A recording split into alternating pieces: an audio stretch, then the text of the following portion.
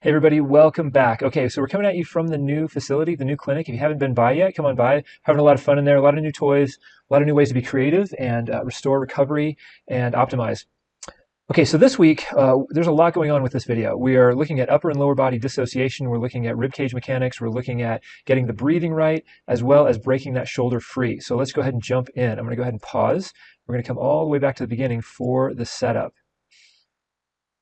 Okay. If we get going from this point forward, what you'll notice is as I set up, one of the first things I do is I rotate the hips right there. So we're going to go back just a little bit and review that. Okay, so if we're starting out in a little bit of an anterior pelvic tilt posture, it means the hips are rotated forward. We got maybe a little bit of an arch in the lower lumbar spine. We're going to rotate the hips under, get rid of that anterior pelvic tilt.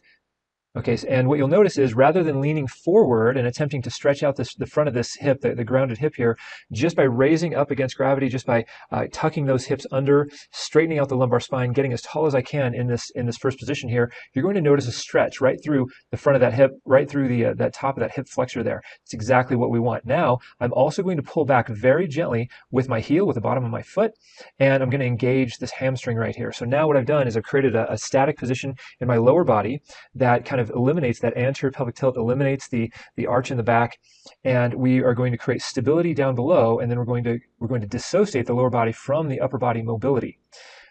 And so here we go. All right, so the first thing I'm going to do is I'm going to reach forward.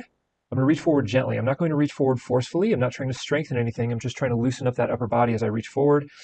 Now I'm going to go ahead and exhale, and then I'm going to bring that. What you'll notice here is that first pull, right? That all happens at the shoulder. I'm not pulling with my arm yet.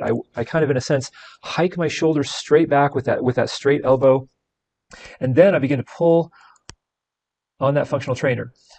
Once I get back as comfortably as I can, so again, this is not a forceful pull. I'm just going to rotate my upper body as far as possible. Then I'm going to pull that elbow back, pull that hand back to the level of the rib cage, and then I'm going to extend that elbow and push straight back. In that position, you have a shoulder blade that is now fully retracted and kind of at its closest position with respect to the spine.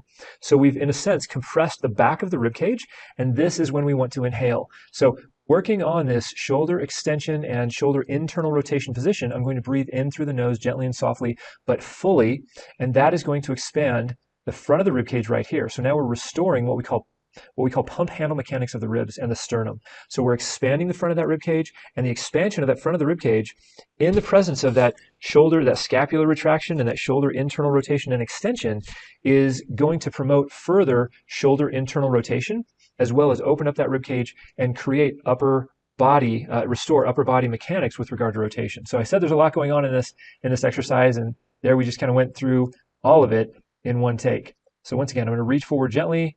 I'm going to hike that shoulder back, inhale as I extend that tricep. Exhale, pull back, inhale. You're going to feel the chest wall expand in the front of that rib cage on that side that you're pulling on. This could be a rubber band, this could be a functional trainer, could be a cable pull, but as long as you get the mechanics right, this is going to really begin to free up that shoulder, improve your rotation mechanics, also creating core stability through the lower body. Again, while you're doing this, you want to stay upright through this grounded hip here. Continue to feel that stretch. Also, I'm still pulling back with that bottom foot, still engaging that hamstring on the elevated side.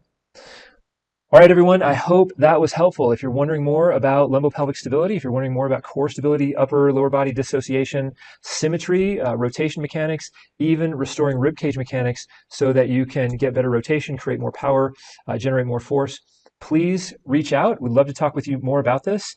And thank you so much for watching. I will talk to you again soon.